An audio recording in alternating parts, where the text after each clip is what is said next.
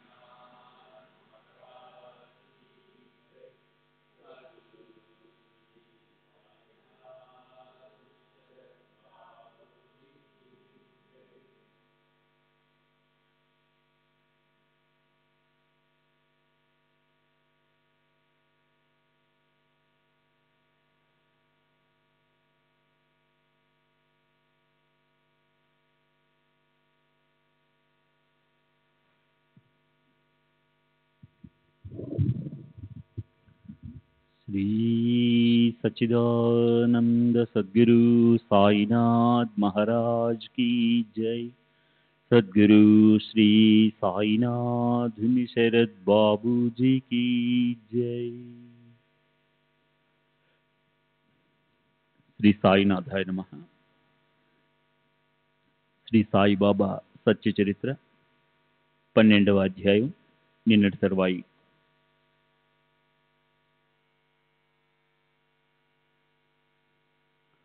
శారద చంద్రికలు వెదజల్లుతూ హాయినిచ్చే బాబా యొక్క ఈ ఆనంద స్వరూపమూర్తిని చూసి మూళే చిత్తవృత్తి తటస్థమైంది.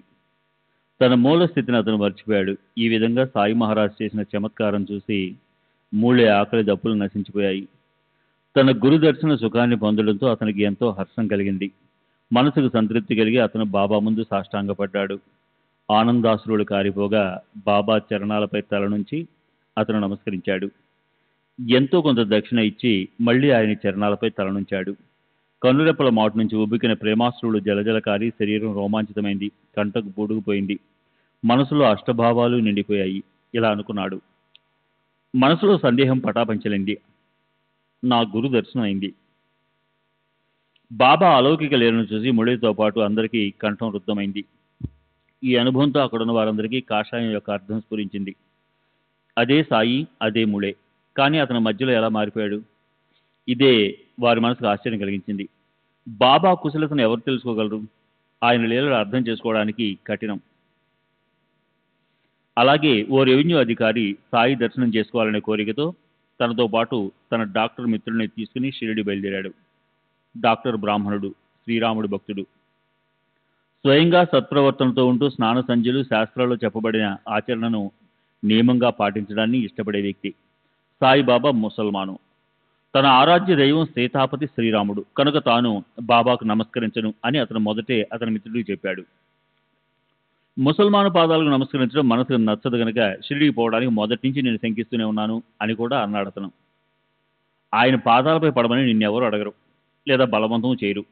ఎవరైనా అడుగుతారేమని అనుకోవద్దు. షిరిడికి వెళ్తారని మనసులో నిశ్చయించుకో. బాబా కూడా తమకు నమస్కరించమని అడగరు.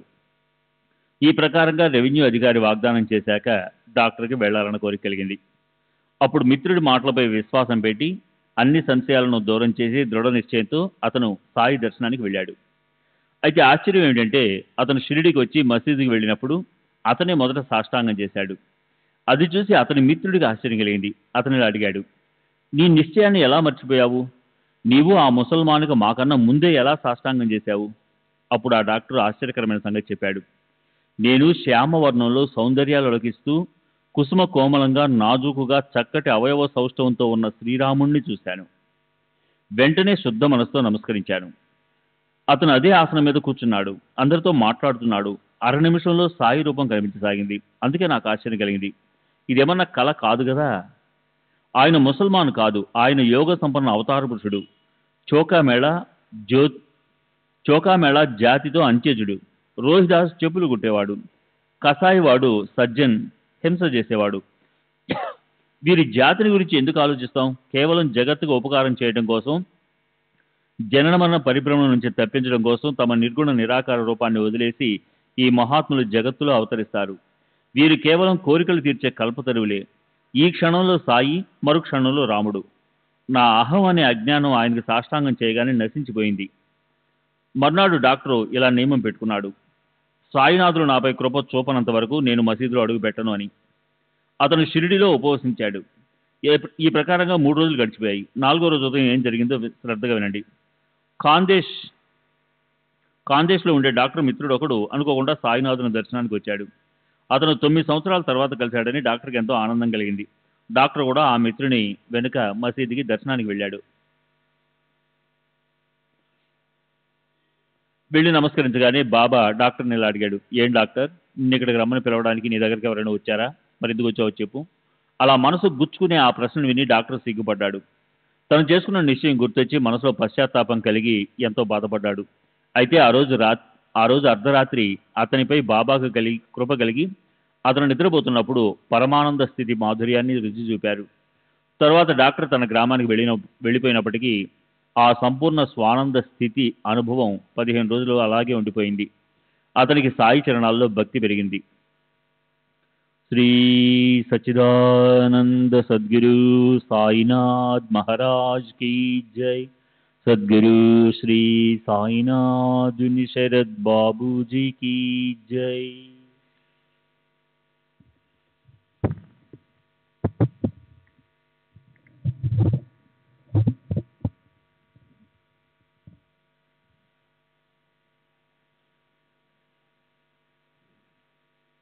ఇలా సాయి యొక్క వినూత్నమైన అనుభవాలను చెప్తూ పోతే గ్రంథము విస్తరిస్తుంది.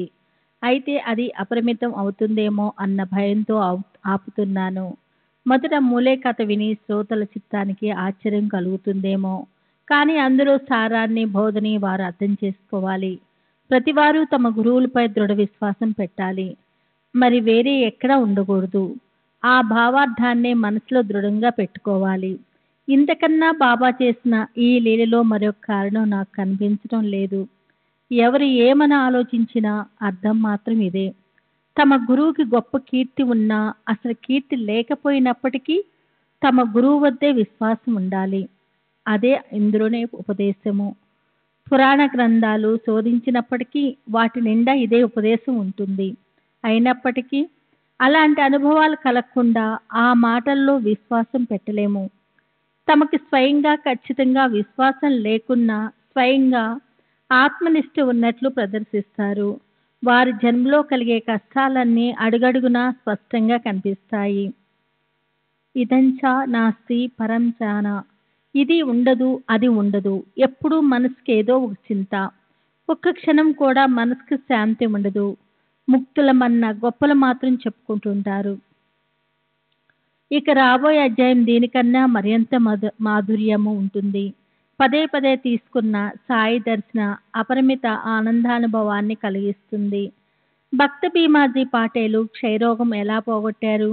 అతనికి నానాసాహెబ్ చందోర్కర్ మీదున్న నమ్మకాన్ని బాబా అనుభవాన్నిచ్చి ఎలా చూపించారో అది తెలుస్తుంది. దర్శనంలో అలాంటి గొప్పతనం ఉంది. ఎవరు తమ కేవలం దర్శనంతోనే పాపాల నుంచి ముక్తులను చేస్తారో వారు ఈ లోకంలోని సుఖాలను ఒళ్ళో వేస్తారు. పరలోకంలోని భోగాలను కూడా పూర్తిగా అనుభవింపజేస్తారు. యోగిజనుల దృష్టిపాతము నాస్తికులను కూడా పాపాల నుంచి సంపూర్ణంగా విడుదల చేస్తుంది. ఇక మరి ఆస్తికుల విషయం ఏం చెప్పాలి? వారు సహజంగానే పాపముక్తులవుతారు. పరబ్రహ్మ వద్ద బుద్ధి స్థిరపడి ప్రత్యక్షంగా పరమేశ్వరుడు దర్శనమైన అలాంటి మహాత్ముల దృష్టి ఎవరిపై పడుతుందో వారు దుస్తర పాపాల నుంచి కూడా ముక్తులవుతారు. బాబా లీలలు అర్థం కావు. బాబాకి మీ మీద ప్రేమ ఉందని తెలుసుకున్న వాళ్ళు, తెలియని వాళ్ళు కూడా అందరూ శుద్ధ మనసుతో వినండి. ఎక్కడ భక్తి ప్రేమల మీద ఇష్టం ఉంటుందో, ఎక్కడ జీవులకి బాబాపై ప్రేమ ఉంటుందో అక్కడే నిజమైన మమకారం ఉప్పొంగుతుంది. అక్కడే శ్రవణంపై కోరిక కలుగుతుంది. అనన్య భక్తి ఏది నిశ్చిత ఆశ్రయస్థానమో ఆ సాయి చరణాలకి హేమడ్ నమస్కరిస్తున్నాడు. ఆయన కరుణకి అంతులేదు. సంసారం యొక్క జనన మరణ భయాన్ని దూరం చేయటంలో వారు సమర్థులు. సర్వులకి శుభమస్తు. ఈ ప్రకారంగా సత్పురుషులు సజ్జనులు ప్రేరణ కలిగించిన భక్త హేమాడ్ పంత్ రచించిన శ్రీ సాయి సమర్థల సత్య చరిత్రలోని శ్రీ సంత్ గోలప్ రామదర్శనం అనే పేరు గల 12వ అధ్యాయం ముగిసింది. శ్రీ సద్గురు సాయినాథ్ అర్పణమస్తు. శుభం భవతు. 12వ అధ్యాయానికి పరిపూర్ణ వివరణ. తమ గురువుల పట్లే శిష్యులకి దృఢ విశ్వాసం ఉండాలి, వేరే ఎక్కడా ఉండకూడదు అన్న ఈ అధ్యాయం యొక్క తాత్పర్యము గురించి బోధ గురించి హేమడ్ పంత్ పైన 176వ ఓవిలో చెప్పారు. అదీ కాక ఈ అధ్యాయంలో మరొక బోధ ఉంది.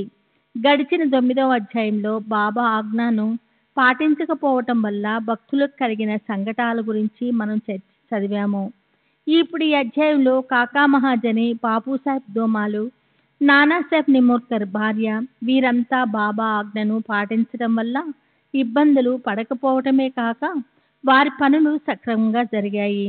నాసిక్ చెందిన మూలే శాస్త్రి బాబా ఇచ్చను గౌరవించి దక్షిణ ఇచ్చి మసీదుకు బాబా హార్ట్కి వెళ్ళాడు. కనుకే అతనికి తన బ్రహ్మభూతుడైన గోలప్ గురువు మళ్ళీ దర్శనమిచ్చాడు. మనం నిశ్చయం చేసుకుంటాము, కానీ మనకి వాటి పూర్వాపరాలు తెలియవు. మహాత్ములకు మన హితాహితాల గురించి తెలుసు. వారికి తెలియని విషయం అంటూ ఉండదు. భూత భవిష్యత్ వర్తమానాల జ్ఞానం వారికి అరచేతిలో ఉసిరి పండే. వారి ఆజ్ఞ పాటించి వ్యవహరిస్తే మనం సుఖ సంపన్నం. శ్రీ సచ్చిదానంద సద్గురు సాయినాథ్ మహారాజ్ की जय. सद्गुरु श्री साईनाथ शरद बाबू जी की जय.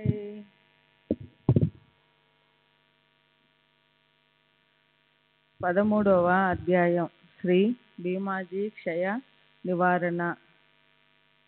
శ్రీ సాయిబాబా భీమాజీ పాటిల్ క్షయరోగాన్ని నయం చేయడం.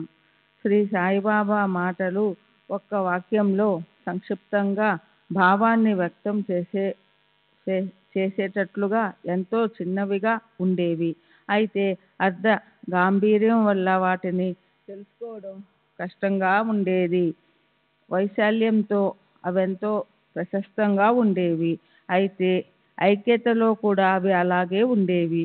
అలా బాబా మాటలు వాటిలోని భావార్థం మూలంగా ఎంతో గంభీరంగా ఉండేవి. ఎప్పటికీ నిరర్ధకంగా లేదా వ్యర్థ ప్రేలాపనలుగా ఉండేవి కావు. ఎంతో సౌమ్యంగా, శాంతంగా, అత్యంత అమూల్యమైనవిగా ఉండేవి. మొదటి నుంచి చివరి వరకు ఒకేలాగా ఉండేవి. దైవశాత్తు ప్రాప్తించిన దానితో తృప్తిపడి వ్యవహరించాలి. సదా సంతుష్టులై ఉండాలి. దేని గురించి చింతించకూడదు. అరే, నేను ఇల్లు వాకిలి లేని ఫకీరుని. ఏ బాదరబందీ లేకుండా చింతలన్నీ వదిలేసి ఒకచోట హాయిగా కూర్చున్నాను. అయినా అనివార్యమైన ఈ మాయ నన్ను కూడా బాధిస్తుంది. నేను దాన్ని మర్చిపోయాను. అయినా అది నన్ను మరవటం లేదు. నన్నది నిరంతరం పట్టుకుంటుంది. అది హరి యొక్క ఆది మాయ. బ్రహ్మదేవుడు మొదలైన వారిని కూడా అది ఆకాశానికి ఎగరగొట్టేస్తుంది.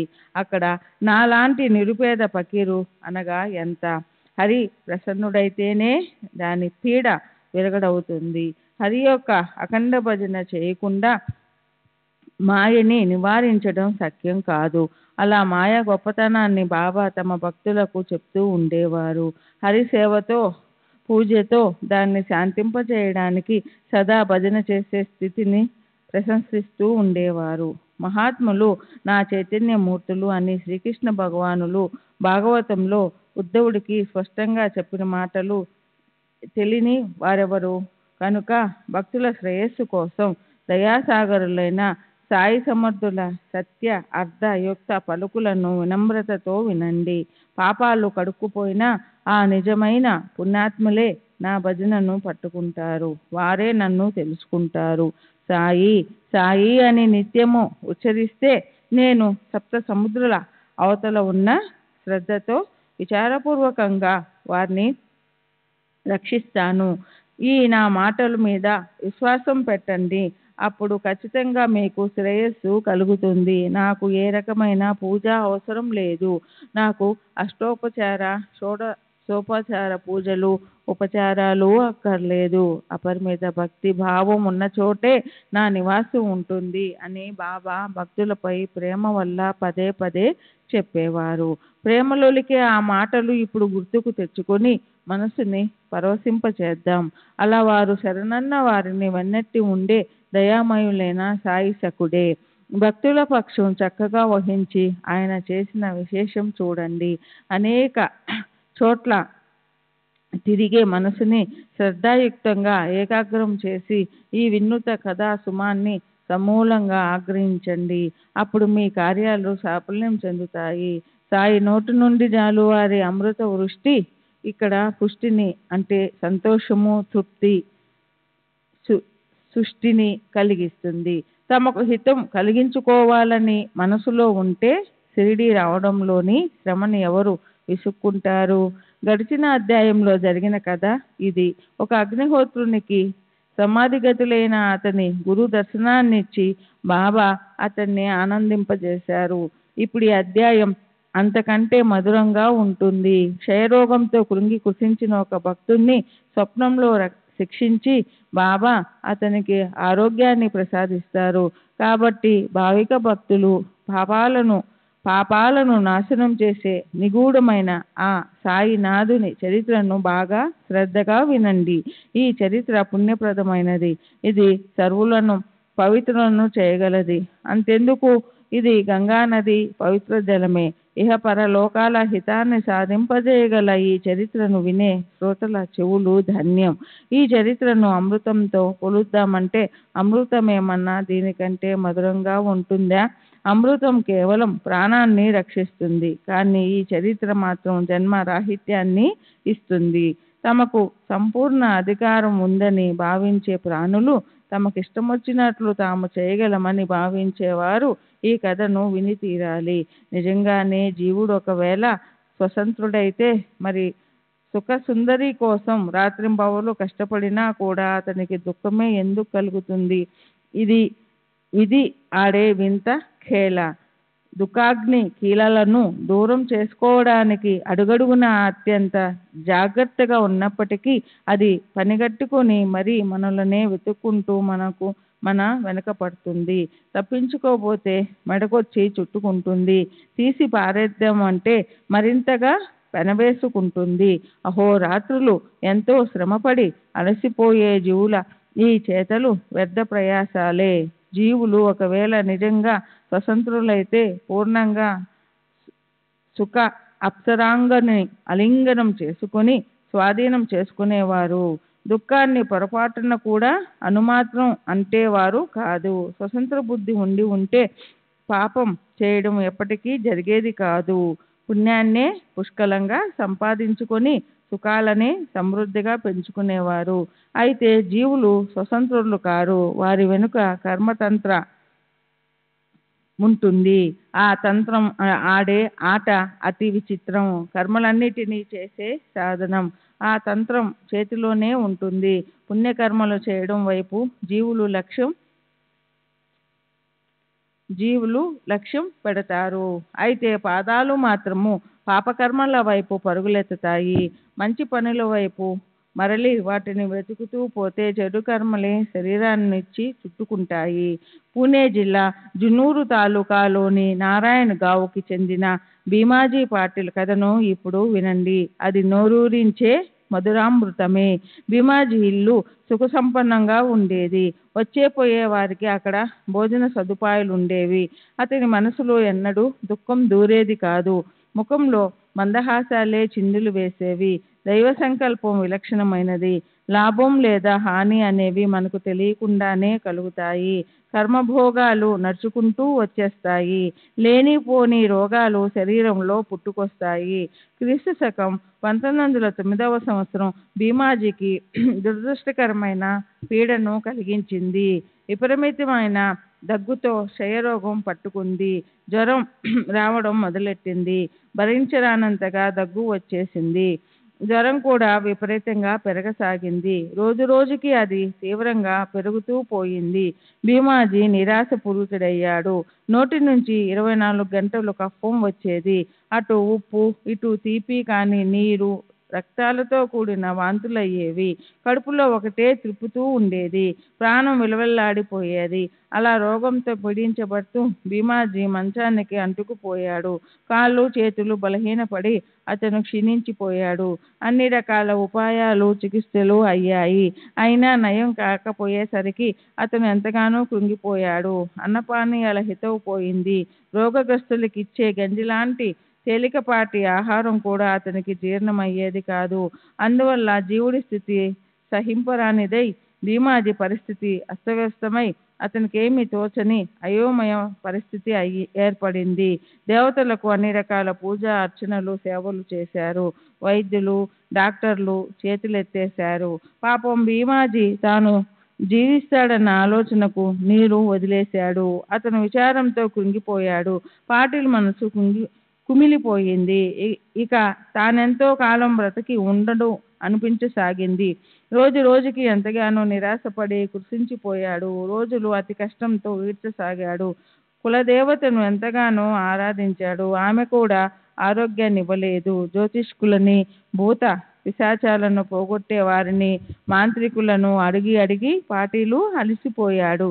కొందరు ఇది శారీరక రోగమే, ముఖాన రాసి పెట్టబడ్డ యోగం, పూర్తిగా అనుభవించక తప్పదనిపిస్తుంది, మానవ ప్రయత్నాలు ఏమీ పనిచేయకపోవచ్చన్నారు. డాక్టర్లయ్యారు, హకీములయ్యారు. ఉపచారాలు చేసి అందరూ అలసిపోయారు. ఎవరి ప్రయత్నాలు ఫలించలేదు. అన్ని రకాల ప్రయత్నాలు అయిపోయాయి. దేవా, ఏది పనిచేయటం లేదు. నేనేం పాపం చేశాను?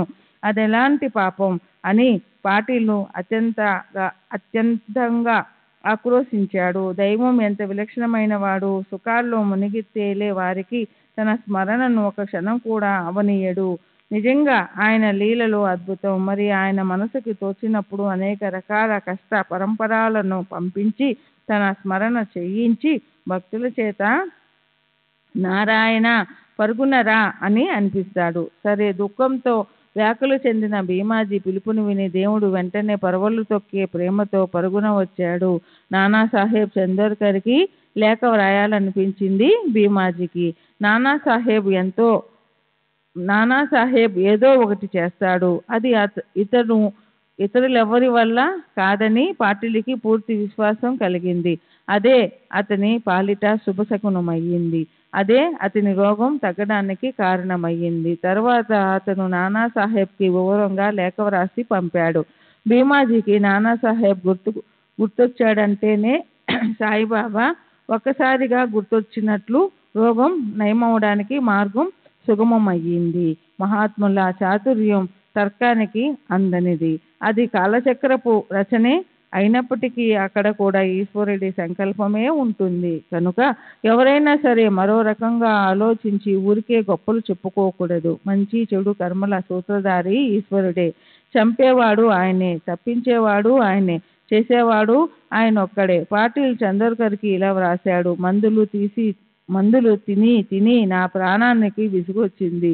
బతుకు మీద విరక్తి పుట్టింది. లోకమంతా శూన్యంగా అనిపిస్తూ ఉంది. డాక్టర్లంతా ఆశలు వదిలేశారు. రోగం నయం కాదని నిశ్చయించారు. హకీములు, వైద్యులు కూడా అలసిపోయారు. నా ఆశలు అడిగంటిపోయాయి. అయినా మీ పాదాలకు ఒకే ఒక విన్నపం, నన్నొచ్చి మీరు తప్పక కలవండి. ఇదే నా మనసులోని ఆకాంక్ష. చందోర్కర్ ఆ లేఖను చదివాడు. అతని మనసు కూడా బాధ అనిపించింది. భీమాజీ గొప్ప వ్యక్తి. నానాకి జాలేసింది. అతను జాబు వ్రాశాడు: సాయిబాబా పాదాలు పట్టుకోవడమే, అదొక్కటే వైద్యం లేదా నయం కావడానికి మార్గం. ఆయనే తల్లి, తండ్రి. ఆయనే అందరికీ కరుణ కురిపించే అమ్మ. పిలవగానే పరుగున వచ్చి దయతో అక్కున చేర్చుకుంటారు. పిల్లలకు ఎలా తృప్తి కలుగుతుందో అది అమ్మకే తెలుస్తుంది. ఆయన దర్శనంతో కుష్టి వ్యాధే నయమైనప్పుడు ఇక క్షయరోగం ఎంత? ఏమాత్రము సందేహించకు, వెళ్ళు. ఆయన పాదాలు గట్టిగా పట్టుకో. భక్తులు కోరినవన్నీ ఇచ్చేయడమే సాయిబాబా వ్రతం. కనుక చెప్తున్నాను, త్వరపడు, ఆయన దర్శనం చేసుకో. భయాల్లోకెల్లా అతి పెద్ద భయం మరణం. అదిగాక మరొకటేమైనా ఉందా? వెళ్ళి సాయి పాదాలు గట్టిగా పట్టుకో. ఆయన ఒక్కరే నిన్ను నిర్భయులుగా చేయగలవారు. ఇక్కడ భీమాజీ బాధ సహింపరానిదయ్యింది. అతని ఆయుష్ చివరి స్థితికి వచ్చింది. నానా లేఖ చదువుకొని సాయిబాబాని ఎప్పుడెప్పుడు కలుద్దామా, ఎప్పుడెప్పుడు తన కార్యాన్ని సాధించుకుందామా అని పాటిల్కి అనిపించింది. అతనికి ఎంతో కంగారు పుట్టింది. సామానంతా సర్దండి, రేపే ప్రయాణానికి సిద్ధం కండి, షిరిడీ మార్గం పట్టుకుందాం అన్నాడు. ఈ ప్రకారంగా దృఢ నిశ్చయం చేసుకొని అందరి దగ్గర సెలవు తీసుకొని పాటిల్ సాయి మహారాజు దర్శనం కోసం షిరిడీకి బయలుదేరాడు. భీమాజీ తన వెంట బంధువులను తీసుకుని వెంటనే బయలుదేరాడు. షిరిడీ తనకు ఎప్పుడెప్పుడు కనిపిస్తుందా అని అతని మనసు ఉబూలూరింది. మసీదు ఎదురుగా ఉన్న 4 వీధుల కూడలి వద్దకి బండి వచ్చి ఆగింది. 4 మనుషులు భీమాజీని ఎత్తి మసీదుకి తెచ్చారు. నానాసాహెబ్ అతని వెంట ఉన్నాడు. సాయిబాబా చరణ కమలాలను సులభంగా లభింపచేయగల మాధవరావు అక్కడికి వచ్చాడు. పాటిల్ని చూసి, బాబా శ్యామ, ఇలాంటి దొంగలను ఎంతమందిని తెస్తావు నా మీదకు? ఇలా చేయడం ఏమన్నా బాగుందా అన్నారు. భీమాజీ సాయి పద ద్వయంపై తలపెట్టి ఇలా అన్నారు: ఓ సాయినాథ, ఈయన అనాథపై కృప చూపండి. ఓ దీన నాథ, నన్ను కాపాడండి. పాటిల్ వెదను చూసి సాయినాథునిలో కారుణ్య సుధా రస ధారలు ఉప్పొంగాయి. అప్పుడే తన దుఃఖం ఇక దూరమవుతుందని పాటిల్కి విశ్వాసం కలిగింది. శ్రీ సచ్చిదానంద సద్గురు సాయినాథ్ మహారాజ్ की जय. सद्गुरु श्री साईनाथुनि शरद बाबूजी की जय.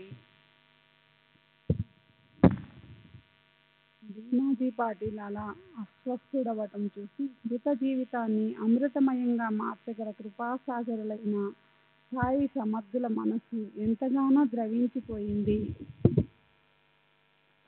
నిండు జాబిలి కురిపించే పండు వెన్నెల్లాంటి చిరునవ్వులు చిందిస్తూ ఇలా అన్నారు: ఇప్పుడిక్కడ కూర్చో, చింత వదిలే, విచారగ్రస్తంగా ఉండకు, ఊరికే మనస్తాపం పెట్టుకొని దుఃఖించకు. షిరిడీలో అడుగు పెట్టగానే నీ ప్రారంభం అంతమైంది. సంకటాల సాగరంలో మెడలోతున్న మునిగి ఉన్నా లేక మహాదుఖాల గోతిలో పూడ్చి పెట్టబడ్డా కానీ ఈ మసీదు తల్లి మెట్లెక్కిన వారు సుఖిస్తారని తెలుసుకో. ఇక్కడ ఫకీరు గొప్ప దయామయుడు. నీ వ్యధను సమూలంగా పెకిలించి వేస్తారు. ఆయన గొప్ప కరుణామయుడు. ప్రేమతో నిన్ను కాపాడుతారు. కనుక నీవు హాయిగా ఉండు. వెళ్ళి భీమాబాయి ఇంట్లో ఉండు. 1-2 రోజుల్లో నీకు నయమవుతుంది. సాయిబాబా నోటి నుంచి జాలివారిన ఆ మాటలు విన్నప్పుడు మరణించే మనిషిపై సుధామృతధారల వృష్టి కురిసి వెంటనే ప్రాణాలు తిరిగి వచ్చినట్లు అనిపించింది. పాటిలికి తృప్తి కలిగింది. మరణ మార్గాన్ని పట్టిన వాడికి అమృతం లభించినట్లు, దాహంతో పరితపించే వాడికి నీరు లభించినట్లు పాటిలికి తృప్తి కలిగింది. మొదట ప్రతి 5 నిమిషాలకు అతని నోటి వెంట రక్తం పడేది. అయితే బాబా ఎదుట 1 గంట సేపు కూర్చున్న మీదట అది తగ్గిపోయింది. రోగం ఏమిటని పరీక్షించి చూడలేదు. రోగం ఎందుకు వచ్చిందని కారణాలను అడగలేదు. కేవలం కృపా దృష్టితో రోగాన్ని వెంటనే సమూలంగా పెకిలించి పారేశారు. మహాత్ముల కృపామృత దృష్టే చాలు. నిండిపోయిన కట్టెకు అంకురాలు వస్తాయి. వసంత ఋతువు లేకపోయినప్పటికీ చెట్లకి సౌరభాలు వెదజల్లే పూలగుత్తులు వికసిస్తాయి. అవే మనోహరమైన ఫలాలతో నిండిపోతాయి. రోగమేమిటి, ఆరోగ్యమేమిటి, పుణ్య పాపాలు నశించకుండా లేదా వాటిని అనుభవించకుండా అవి వదిలిపోవు. ఇతర ఉపాయాలు పనిచేయవు. కేవలం అనుభవిస్తే మాత్రమే అవి నశించిపోతాయి. ఇదే జన్మల పర్యంతం ఖచ్చితంగా జరిగే సంఘటన. అనుభవించకుండా మరో ఉపాయంతో అవి నివృత్తి కావు. అయితే అలాంటప్పుడు అదృష్టవశాత్తు కలిగిన ఒకానొక మహాత్ముడు దర్శనం వ్యాధి అనే దుఃఖాన్ని నశింపచేయగల ఔషధం. అప్పుడు రోగంతో పీడించబడే వ్యక్తి తన రోగాన్ని యాతన లేకుండా సహించగలుగుతారు. రోగం కఠోరమైన పీడలను లేదా క్లేశాలను అనుభవింపచేస్తుంది. అయితే మహాత్ముల కరుణామృత దృష్టిని ప్రసరించి ఆ రోగ అనుభవాన్ని నివారించి వారి దుఃఖ తీవ్రతను తెలియకుండానే నివారిస్తారు. బాబా పలికిన పలుకులు ఖచ్చితంగా రోగ నివారణకు ఔషధ గుళికలు. నిశ్చయంగా నయం చేసే ఔషధాలు అవే. ఒకసారి నల్ల కుక్కచే పెరుగన్నం తినిపించి ఒక భక్తుడి చలి జ్వరాన్ని నయం చేశారు. కథలోని పిట్ట కథేమిటి అనిపించవచ్చు, కానీ ఈ సారాంశాన్ని వింటే అది ఉచిత కథ అని తెలుస్తుంది. సరే, అసలు వాటిని గుర్తు చేసేవారు కూడా సాయే. నా కథను నేనే చెప్తాను అని సాయి చెప్పారు. ఆయనే ఇప్పుడు ఈ కథను నాకు గుర్తుకు తెప్పించారు. బాలా గణపత్ అని పేరు గల ఒక దర్జీ బాబాకు గొప్ప భక్తుడు. అతను ఒకసారి బాబా ముందుకొచ్చి ఎంతో దీనంగా ఇలా విన్నపం చేశాడు. బాబా, నేనేం పాపం చేశానో కానీ నన్ను ఈ చలి జ్వరం వదలట్లేదు. ఎన్నో ప్రయత్నాలు చేశాను, అయినా కూడా ఇది నా దేహాన్ని వదలటం లేదు. ఇప్పుడు నేనేం చేయను? చెట్ల మందులు మొదలైన అన్ని ఔషధాలు అయ్యాయి. ఇప్పుడు మీరే నాకు ఈ జ్వరాన్ని తగ్గించగల ఉపాయం చెప్పాలి. అప్పుడు బాబా మనసులో దయామృతం ఉప్పొంగింది. ఆయన ఇలా అన్నాడు. లక్ష్మీదేవి గుడి దగ్గర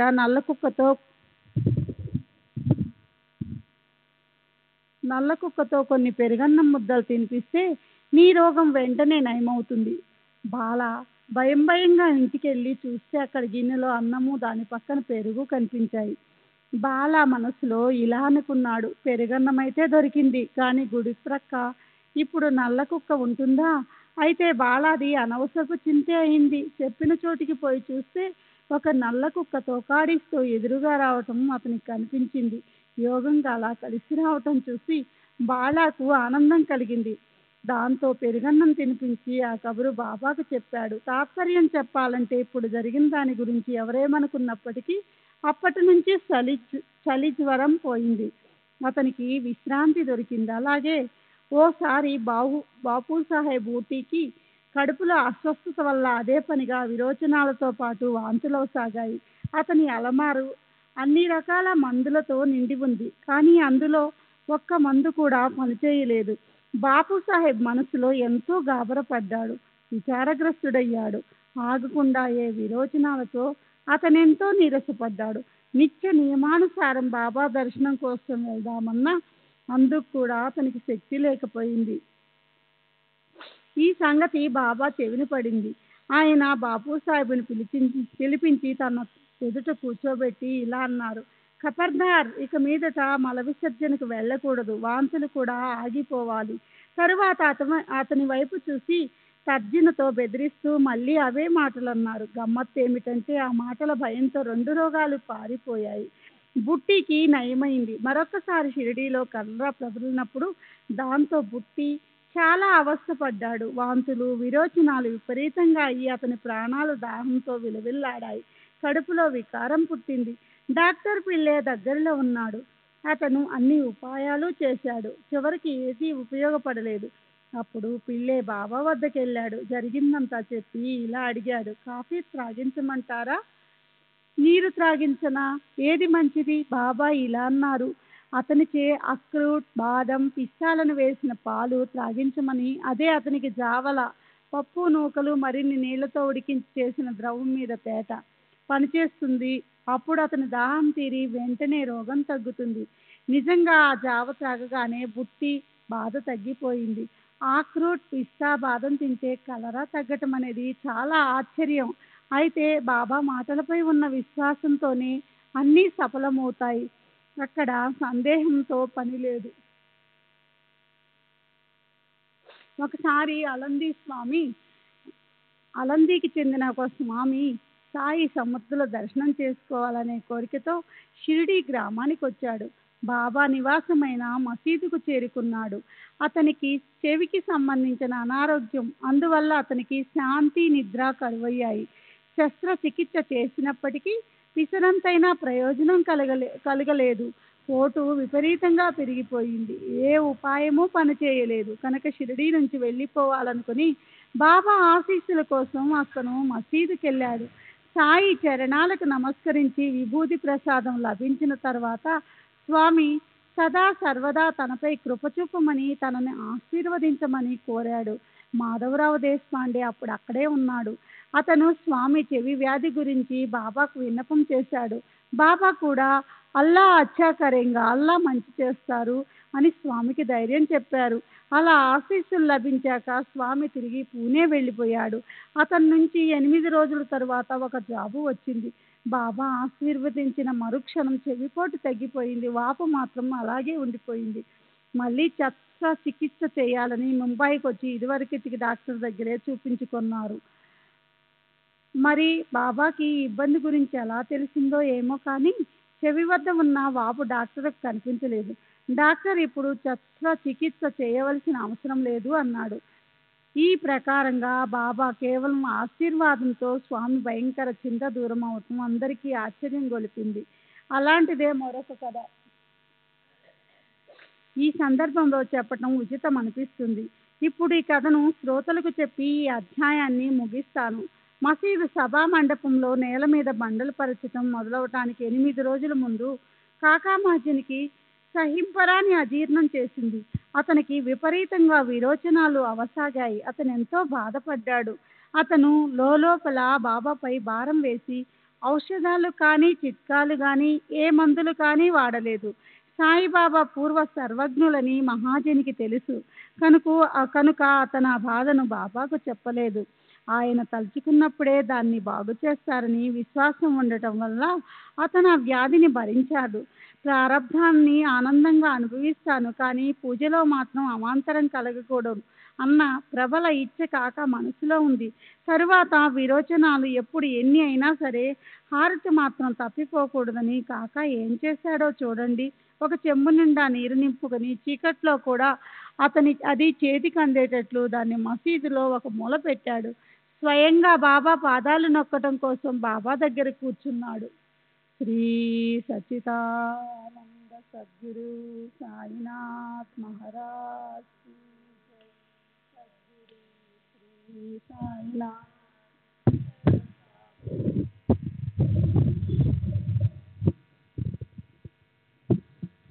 श्री सच्चिदानंद सद्गुरु साईनाथ महाराज की जय. सद्गुरु श्री साईनाथ निसरत बाबूजी की जय. హారతికి ఎప్పుడూ ఉండాలన్న తన నియమాన్ని పాటించాడు. కడుపులో విరేచనానుమానం కలిగినప్పుడు చేతికందేంత దూరంలో ఉంచుకున్న చెంబు తీసుకుని ఏకాంత స్థలానికి వెళ్ళి శౌచం పూర్తి చేసుకుని తిరిగి వచ్చేవాడు. సరే, అప్పుడు తాత్యాబా నేలపై బండలు పరిచే పనికి అనుమతి అడిగినప్పుడు బాబా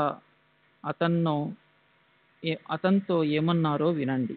నేను లెండికి పోతున్నాను. అక్కడి నుండి తిరిగి వచ్చాక ఈ బండలు పరిచే పని మొదలెట్టండి. తరువాత బాబా తిరిగి వచ్చాడు. ఆసనంపై కూర్చున్నారు. కాకా మహాచని వచ్చి ఆయన పాదాలు నొక్కటం ప్రారంభించాడు. అప్పుడు కోపర్గాం నుంచి గుర్రపు బళ్ళొచ్చాయి. వాటిలోంచి బొంబాయి నుంచి వచ్చిన భక్తులు దిగారు.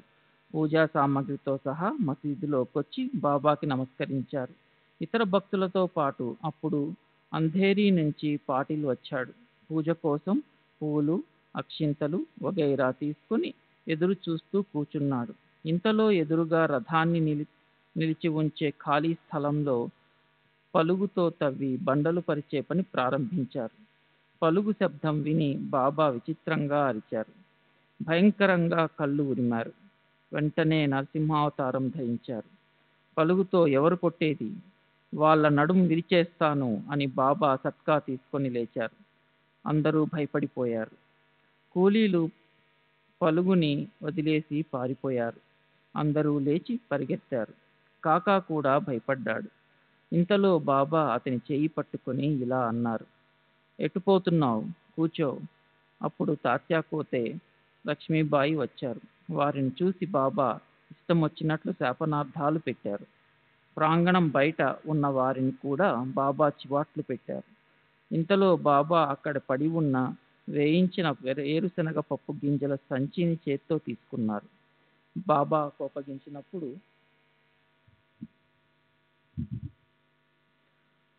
కోపగించినప్పుడు భయంతో అన్ని వైపులా పారిపోయిన వారిలో ఒకరి దయ ఉండవచ్చని ఆ సంచి. ఆ పప్పులు 1 కిలో ఉండి ఉంటాయి. బాబా గుప్పెట్లో వాటిని బయటకు తీసి చేతులతో నలిపి ఊది పొట్టు తీయటం మొదలెట్టారు. అప్పుడు శుభ్రం చేయబడ్డ ఆ గింజలను మహాజనికి తినమని ఇచ్చారు. ఒకవైపు శాపనార్థాలు పెట్టటం, మరోవైపు గింజలు నలిపి ఇవ్వడం నడిచింది. ఆయన మహాజనితో తినేసేయ్ అంటూ అతని చేతిలో శుభ్రం చేసిన గింజలు పెట్టారు. కొన్ని తన నోట్లో వేసుకున్నారు. ఈ ప్రకారంగా ఆ సంచిలో ఉన్నవన్నీ అయిపోయాయి. గింజలు అయిపోయాక ఇలా అన్నారు, నాకు దాహమేస్తోంది, నీళ్లు తీసుకురా. కాక చెంబు నిండా నీళ్లు నింపి తీసుకొచ్చాడు. అవి తాము త్రాగి కాకాని త్రాగమన్నారు. కాకా నీరు త్రాగిన తరువాత ఆయన, వెళ్ళు, ఇప్పుడు నీ విరోచనాలు తగ్గిపోయాయి. ఈ బ్రాహ్మణులంతా ఎక్కడ చచ్చారు? వెళ్ళి వాళ్ళని తీసుకురా. తరువాత భక్తులు వచ్చారు. మసీదు ఇదివరకు లాగానే కిక్కిరిసిపోయింది. బండలు పరిచే పని మళ్ళీ మొదలైంది. కాక అజీర్ణం నయమైంది. విరోచనాలకి ఇదేమి మందు? ఇక్కడ సత్పురుషుల మాటలే మందులు. మహాత్ముల మాటలనే ప్రసాదంగా భావించే వారికి వేరే మందుల అవసరమే లేదు. హార్దా పట్టణానికి చెందిన ఒక వ్యక్తి కడుపు నొప్పితో 14 సంవత్సరాలు బాధపడ్డాడు. అన్ని ప్రయత్నాలు చేశాడు. అతని పేరు దత్తోపంతు. అతను షిరిడీలో సాయి అనే గొప్ప మహనీయులున్నారు. ఆయన దర్శనంతో అన్ని రోగాలు నయమవుతాయని ఆ నోట ఈ నోట విన్నాడు. ఆ కీర్తిని విని దత్తోపంతు షిరిడీ వెళ్ళాడు. సాయి పాదాలకు నమస్కరించి దీనస్వరంతో, బాబా, 14 సంవత్సరాలయ్యింది. కడుపు నొప్పి నన్ను వెంటాడి పీడిస్తోంది. ఈ రోగం ఇక చాలు. ఎంతగానో ముదిరిపోయింది. ఇది భరించే శక్తి కూడా లేదు. పూర్వజన్మలో సంగతైతే నాకు గుర్తులేదు. కానీ నేనెవర్నీ చంపనూ లేదు. ఎవర్నీ మోసమూ చేయలేదు. తల్లిదండ్రులను ఎన్నడూ అవమానించలేదు. మరి ఈ కష్టం నాకు ఎందుకొచ్చింది అన్నాడు. మహాత్ముల కేవల ప్రేమభరిత దృష్టితో, వారి ప్రసాద రూప ఆశీస్సులతో రోగం నయమవుతుంది. మరి వేరే ఏదీ అవసరం లేదు. సరిగ్గా అలాంటి అనుభవమే దత్తోపంతుకొచ్చింది. బాబా చేయి తన తల మీద పడగానే, విభూది ఆశీస్సులను పొందగానే అతని మనసుకి హాయిగా అనిపించింది. అప్పుడు మహారాజు అతన్ని కొన్ని రోజులు షిరిడీలోనే ఉంచేశారు. మెల్లమెల్లగా అతని కడుపు నొప్పి బాధ సమూలంగా తగ్గిపోయింది. సరే, అలాంటి అలాంటి వారా మహాత్ములు? ఆయన మానసిక ఔన్నత్యాన్ని నేనేమని వర్ణించను? సకల చరాచర వస్తువుల మీద ఆయనకి సద్భావం ఉండేది. పరోపకారం చేయటమే ఆయన స్వభావం.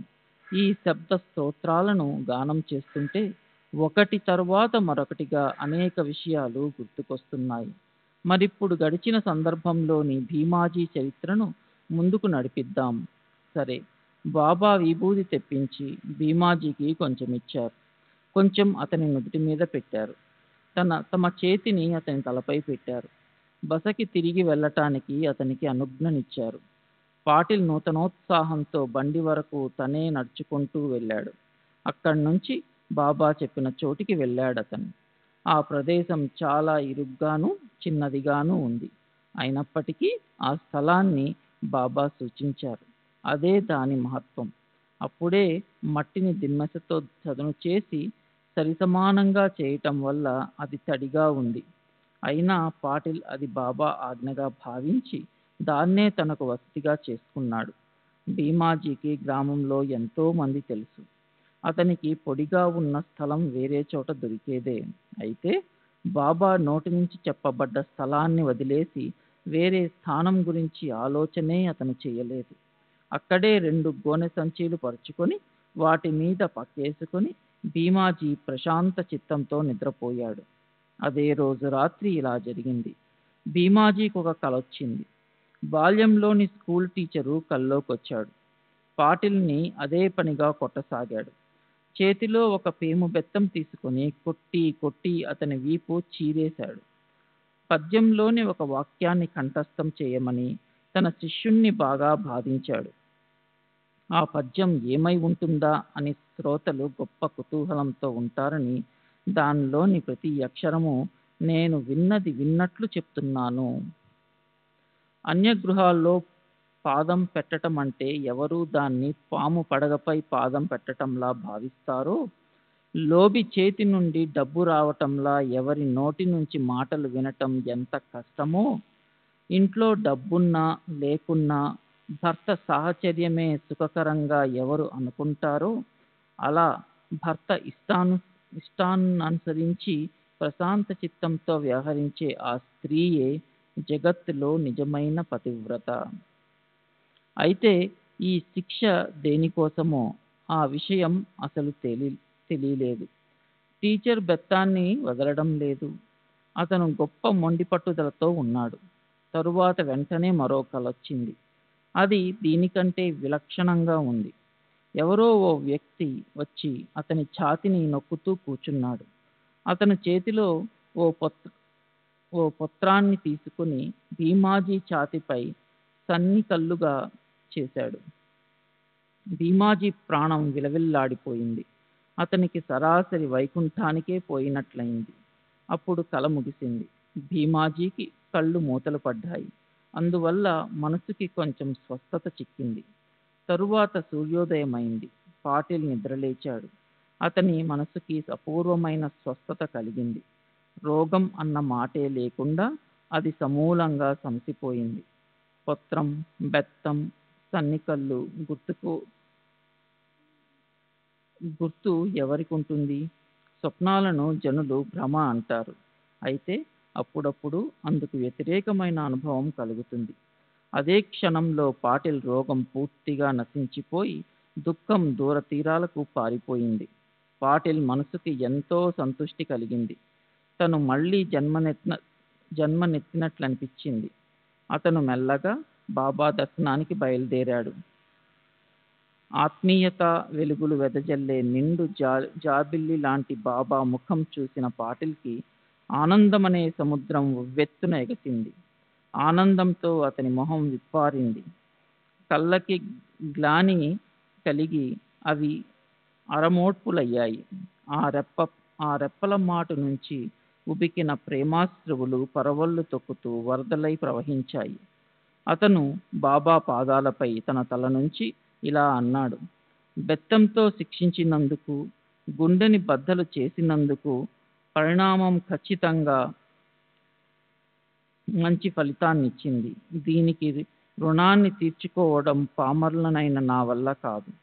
కనుక బాబా పాదాలపై నేను తలపెడుతున్నాను. దాంతోనే నాకు తృప్తి కలుగుతుంది. మరో ఉపాయం లేదు. ఓ బాబా సాయి, మీ చాతుర్యం తర్కానికి ఆలోచనకు అందనిది. సరే, అలా బాబా కీర్తిని గానం చేస్తూ పాటిల్ అక్కడ ఓ నెల రోజులుండిపోయాడు. తరువాత నానాసాహెబ్ ఉపకారాన్ని గుర్తు తెచ్చుకుంటూ కృతార్థుడైన పాటిల్ తన ఊరికి తిరిగి వెళ్ళిపోయాడు.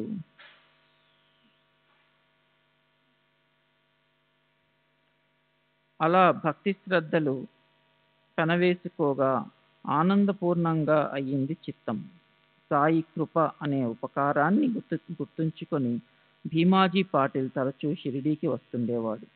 సాయిబాబాకి 2 చేతులు, ఓ తల, అనన్య శ్రద్ధ, అచంచల విశ్వాసం, కేవలం ఇవి చాలు. పొందిన ఉపకారాన్ని భక్తులు గుర్తుపెట్టుకుంటే చాలు. కష్టాల్లో చిక్కుకున్న వారు శ్రీ సత్యనారాయణ స్వామికి మొక్కుకొని కష్టాల కడలి నుంచి బయటపడిన తరువాత ఆయన వ్రతం అంతా విధిపూర్వకంగా యథావిధిగా చేసినట్లు పాటిల్ అప్పటి నుంచి సాయి సత్యవ్రతాన్ని శాస్త్రంలో చెప్పినట్లు స్నానం చేసి బ్రహ్మచర్యం లాంటి వ్రత నియమాలను పాటించి ప్రతి గురువారము చేయసాగాడు. జనులు సత్యనారాయణ స్వామి వ్రత కథ చదువుతారు. అయితే భీమాజీ దాసగను కృత అర్వాచీన భక్త లీలామృతంలోని సాయి చరిత్రను ప్రేమపూర్వకంగా చదివేవాడు.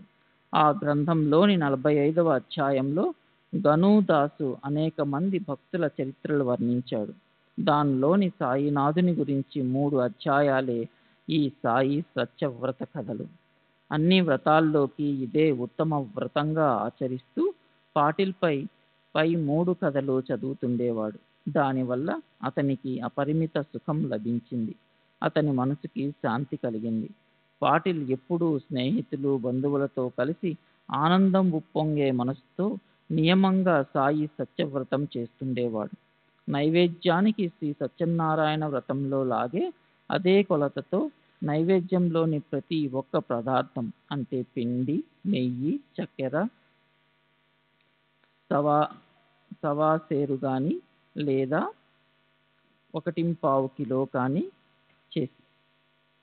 చేసేవాడు. అలాగే దీన్ని కూడా ఓ ఉత్సవంలాగే చేసేవాడు. అక్కడ నారాయణుడైతే ఇక్కడ సాయి.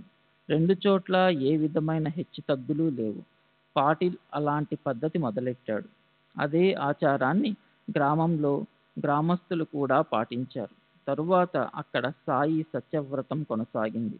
అలా దయామయులైన మహనీయులు భక్తులకు మంచి కాలం వస్తే తమ కేవల దర్శనంతో సంసారంలోని చింతలను దూరం చేసి కాలుణ్ణి కూడా తిరగొడతారు. ఇప్పుడు ఇక్కడ నుంచి రాబోయే కథలో పుత్రప్రాప్తికై ఒకరు పడ్డ చింతని, సత్పురుషుల్లో ఉండే ఏకాత్మతను గురించిన వర్ణన వింటే చమత్కారం అనిపిస్తుంది. నాందేడు పట్టణంలో నివసించే పార్సీ జాతికి చెందిన ఓ గొప్ప శ్రీమంతుడు సాయిబాబా ఆశీర్వాదం పొందుతాడు. అతనికి పుత్రుడు కలుగుతాడు. అక్కడి మౌలీ సాహెబ్ అనే మహాత్ముడి గురించి బాబా సూచిస్తారు. ఆ పార్సీ ఆనందాన్ని పొందిన తన గ్రామానికి తిరిగి వెళ్ళిపోతాడు. ఈ కథ ఎంతో ప్రేమభరితమైంది.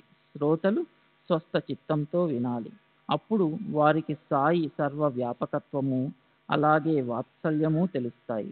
హేమాడ్ పంతు సాయిబాబాకి శరణు వచ్చి మహాత్ములకు, శ్రోతలకు నమస్కరిస్తున్నాడు. రాబోయే అధ్యాయంలోని నిరూపణని విచారపూర్వకంగా వినండి. సర్వులకి శుభమస్తు. ఈ ప్రకారంగా సత్పురుషులు, సజ్జనులు ప్రేరణ కలిగించిన భక్త హేమాడ్ పంత్ రచించిన శ్రీ సాయి సమర్థుల సత్య చరిత్రలోని భీమాజీ క్షయ నివారణ అనే పేరుగల 13వ అధ్యాయం ముగిసింది. శ్రీ సద్గురు సాయినాథార్పణమస్తు. శుభం భవతు. శ్రీ సచ్చిదానంద సద్గురు సాయినాథ్ మహారాజ్ की जय. सद्गुरु श्री साईनाथ निसरत बाबू जी की जय.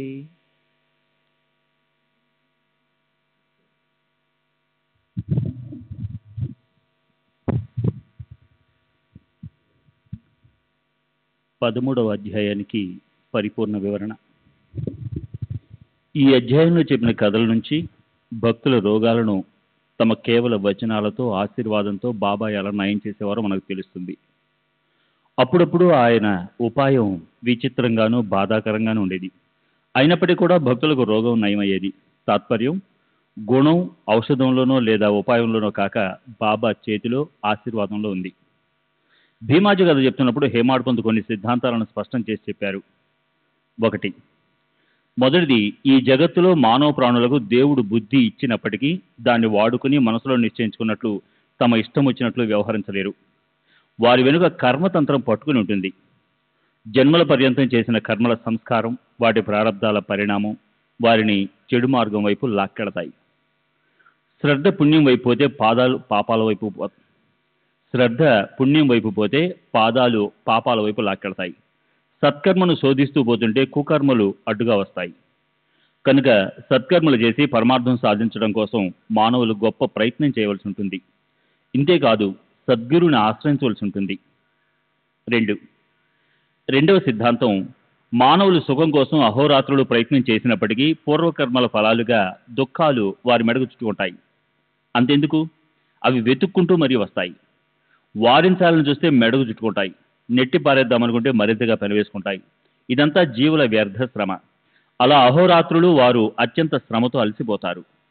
అవి అనుభవించక గత్యంతరం లేదు. ఆత్మహత్య చేసుకునో లేదా వేరే ఉపాయాలతోనో వాటిని ఆపివేయలేం. మళ్లీ జన్మించి వాటిని అనుభవించవలసి ఉంటుంది. జీవన్ముక్తులకి, అంటే జీవించి ఉండగానే ఆత్మజ్ఞానం కలిగి ముక్తులైన వారిని కూడా ప్రారబ్ధ భోగం వదిలిపెట్టదు. అప్పుడు ఇలాంటి దుఃఖాలను సహించడానికి మానవులు తయారుగా ఉండాలి. ఈ జన్మలో మనం నీతితో వ్యవహరించినప్పటికీ దుర్భర దుఃఖాలు ఎందుకు వస్తున్నాయని నిరాశ చెందకూడదు.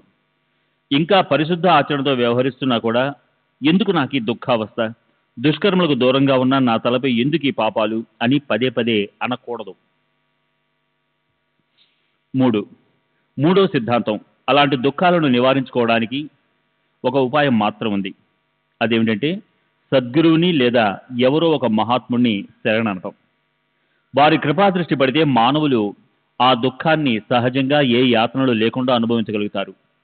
నిజానికి సద్గురువు లేదా సత్పురుషులు ఆ దుఃఖాన్ని అనుభవించగల ధైర్యాన్ని మనకిస్తారు. అదృష్టవశాత్తు మహాత్ముల దర్శనం అయితే అదే వ్యాధికి ఒక ఉపశమనం. వ్యాధిగ్రస్తులు అప్పుడు వ్యాధిని దుఃఖం లేకుండా సహజంగా సహిస్తారు. వ్యాధి దారుణమైన బాధను అనుభవింపజేస్తుంది.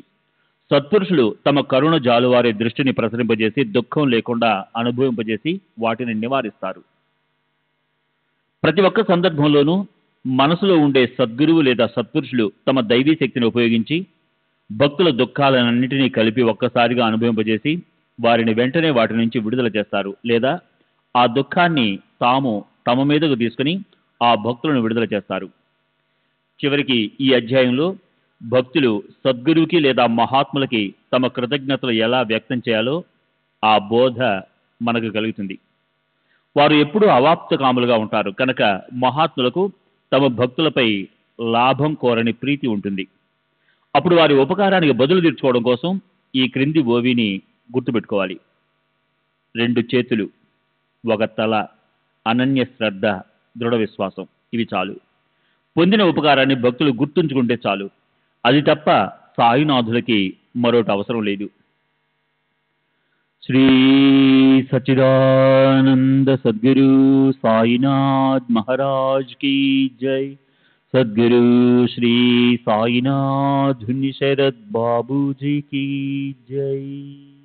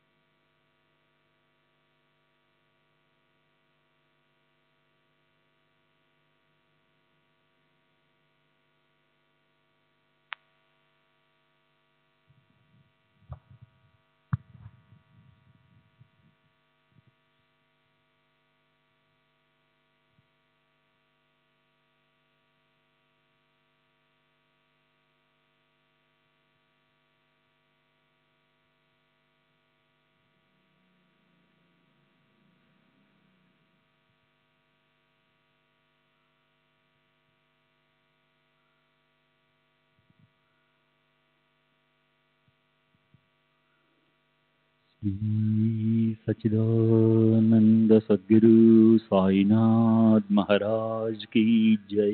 सद्गुरु श्री साईनाथ शरद बाबू जी की जय।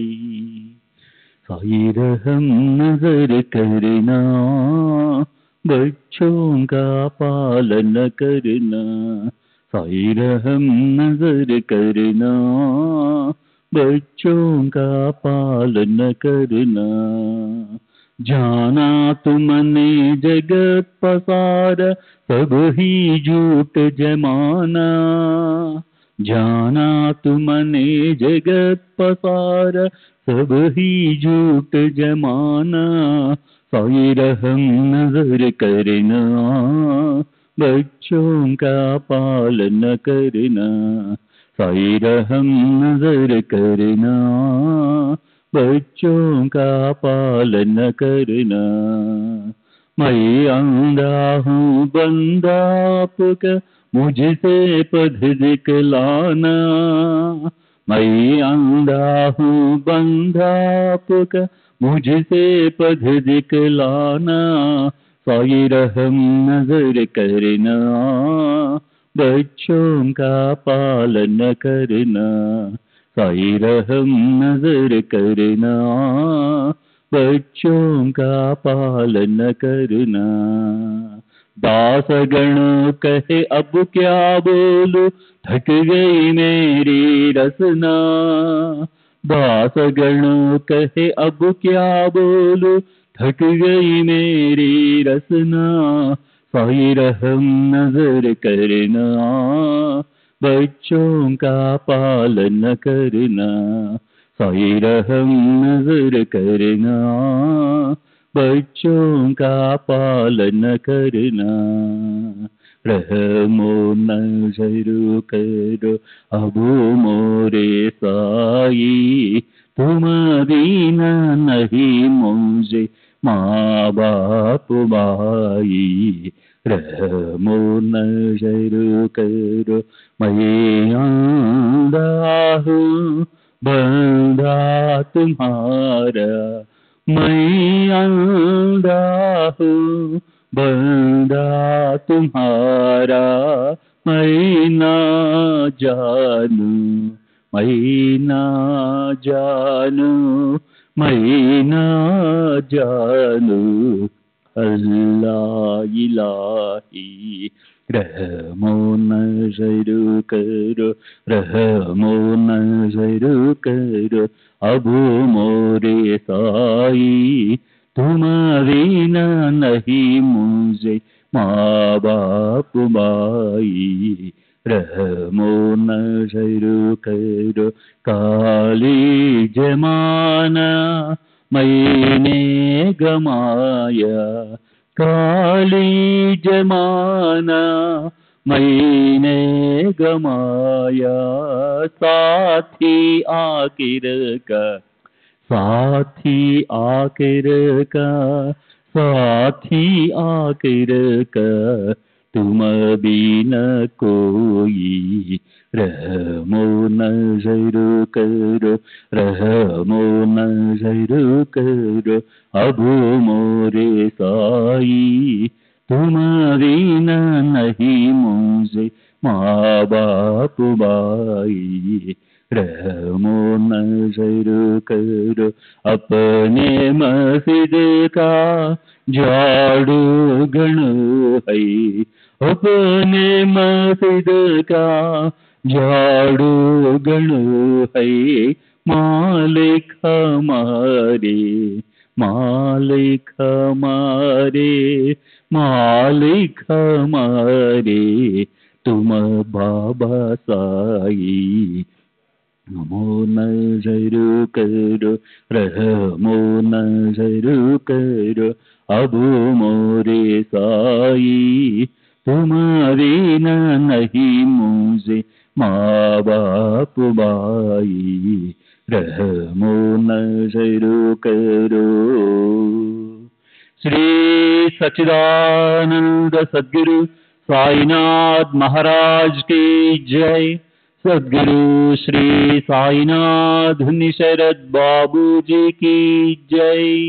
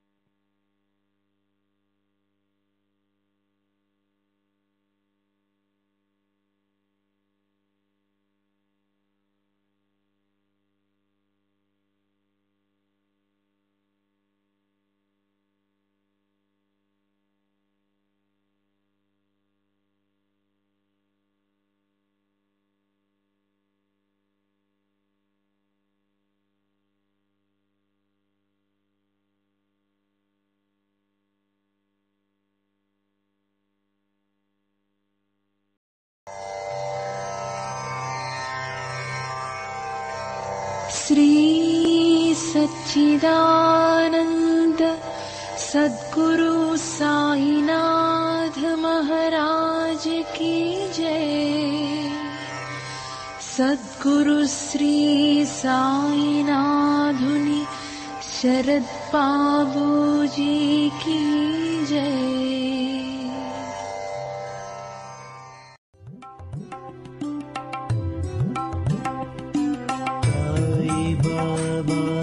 साई बाबा